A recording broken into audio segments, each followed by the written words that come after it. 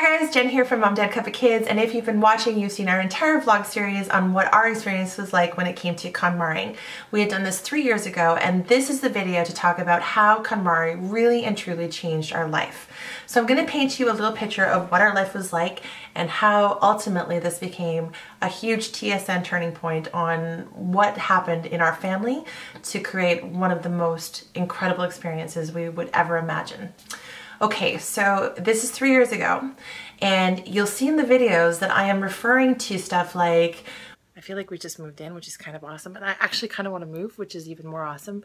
What exactly is the point that I'm keeping this? And if we were going to pack everything up in storage, would I need to keep this? And what am I going to do with it in the future? At that point in time, I hadn't been thinking in any way about our future plans as a family. I hadn't necessarily thought from a perspective of if we had more space and if we started looking at things differently, what would that mean? But when we did KonMari, we became far more conscious on how we were consumers and what we were actually doing and bringing into our house. So I started looking at the expense of things and the cost of, if I really am feeling the need for some retail therapy, how much a pair of shoes ultimately is, or how much I often, when I am in need of a boost, would go shopping.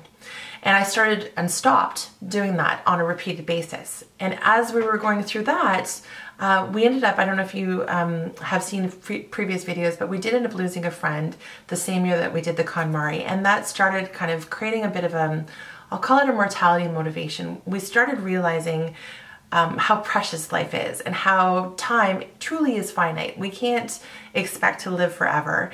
And, you know, even when it came to waiting for me to lose weight, when it came to holding on to certain clothing items, I just started recognizing that the importance of time started playing a much bigger role in my perspective. So we used the mantra often, tomorrow can easily become never, when it came to KonMari. But ultimately, what in losing our friend it showed me was tomorrow can easily become never, because you never know what life is going to deal you. So that was 4 months before that Christmas. I went to my husband and I said, we have always talked about wanting to travel the world. You know, it was kind of this big dream of ours that felt so far reaching. It truly felt impossible. And we kept saying things like, well, in 5 years we'll do it. We started saying that when the kids were 1. And when I actually went to him, my daughter, as you'll see in the video, was 8 and my son was 9. And we just made a decision that Christmas that it was time to take the leap.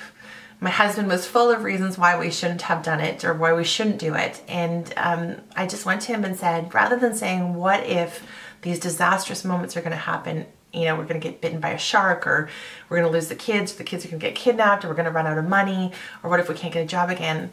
I simply said to him, what if we shifted that? And the what if was, what if this is the best decision of our life?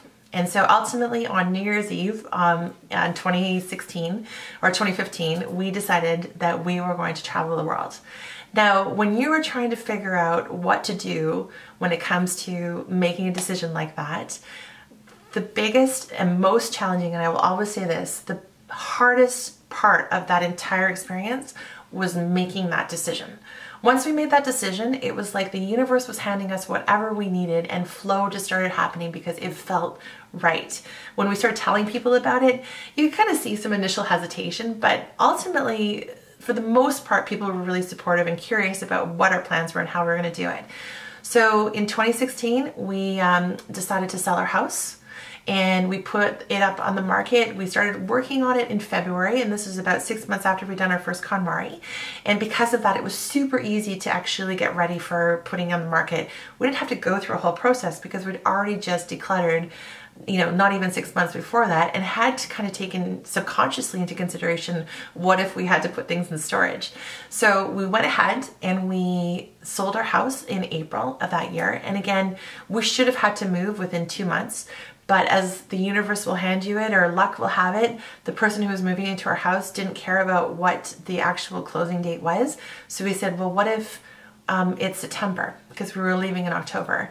And she said, sure, no problem. And so, you know, as that 6 months went through of going from selling our house to actually heading out on the road, we just kind of went through the process of getting rid of stuff and thinking, we only have a 10 by 20 storage locker. What are the essentials that we really, really need? And KonMari was a huge component to that, because of the fact that we just kept thinking, like, what in our world sparks joy to the point that we actually want to bother paying for the storage to keep that, which really shifts your mind in terms of what's actually valuable. So we went ahead and we went through the process one more time as we got rid of everything, and it was everything. It truly, in this experience, was such an integral part of the decision to do this big idea. We decided to take the kids out of school. We put everything in storage. We moved into a friend's house for a couple of months until we left, and then we left. And over the course of the next 9 months, we traveled around the world to 6 continents in 21 countries. We slow traveled and literally lived life day by day. We would book the next day for our accommodations. We would book flights or buses within a week of when we were leaving to the next location. And all I can say is that my family, the relationship that we created or intensified, was something that we'll never be able to get back, except for in that moment. That moment gave us such love and respect and team effort towards how we connected with each other.